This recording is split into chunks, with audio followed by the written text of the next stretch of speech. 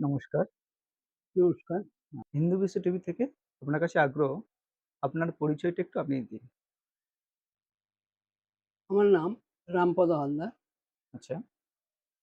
আমি বর্তমানে কিসের দায়িত্ব পালন করছেন? আমি বর্তমানে বিশ্ব হিন্দু পরিষদের সুন্দরবন জেলার কোষাধ্যক্ষের দায়িত্বে আছি। আচ্ছা, ধন্যবাদ। বর্তমানে এই সুন্দরবন জেলার বিশ্ব হিন্দু পরিষদে যে প্রান্তিক স্তরে মানুষদেরকে আহ্বান আপনি কি করছেন? অবশ্যই আমরা তো বিশ্ব হিন্দু পরিষদে যোগ দেওয়ার আগে কেন আমরা বিশ্ব হিন্দু পরিষদে এসেছি আচ্ছা, সেটা জেনে শুনেই এসেছি। হ্যাঁ, যে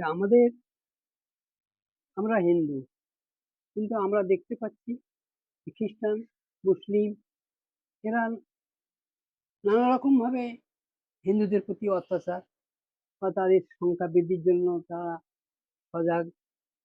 সেটার জন্য আমাদের হিন্দু সংগঠন করার প্রয়োজন। তাই আমরা বিশ্ব হিন্দু পরিষদ করছি। এবারে আমাদের কাজ যে আমরা সংগঠনের মাধ্যমে গ্রামে গ্রামে বিভিন্ন বাড়িতে আমরা যাচ্ছি, যে তাদেরকে হিন্দু সংগঠনে নিয়ে আসার জন্য তাদেরকে বোঝাচ্ছি আচ্ছা, যে আমরা যদি হিন্দু সংগঠন না করি তাহলে অদূর ভবিষ্যতে আমরা একদম সংখ্যালঘু হয়ে যাব এবং একদম। তার ফলে আমাদের অস্তিত্ব থাকবে না, এবং সেই অস্তিত্ব জন্য আজ আমাদের লড়াই। আচ্ছা, এই যে 15 বছর, এই যে গত 15 বছর আচ্ছা, যে রাজনীতির দলটা ছিল, হ্যাঁ, তারা সম্পূর্ণ হিন্দু বিরোধী।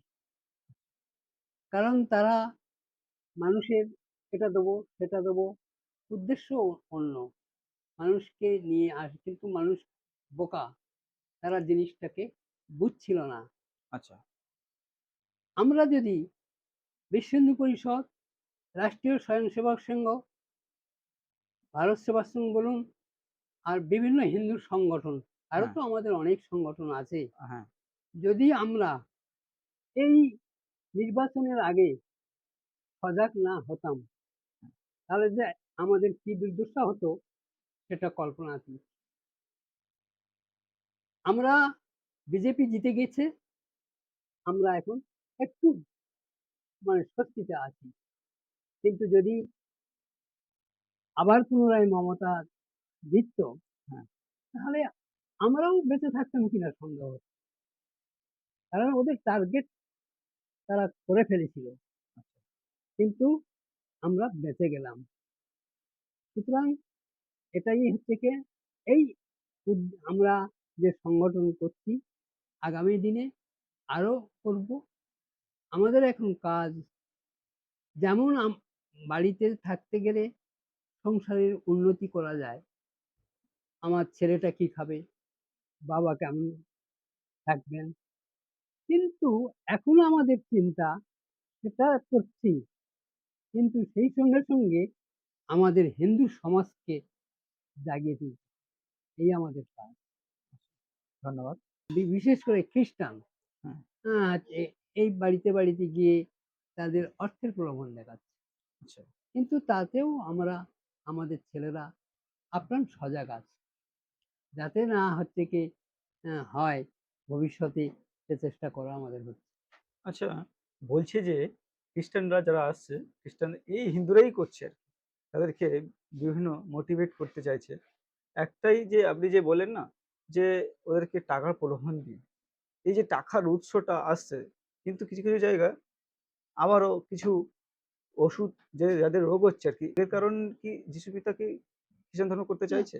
তো রোগ কিছু ওসব কিচ্ছু নয়।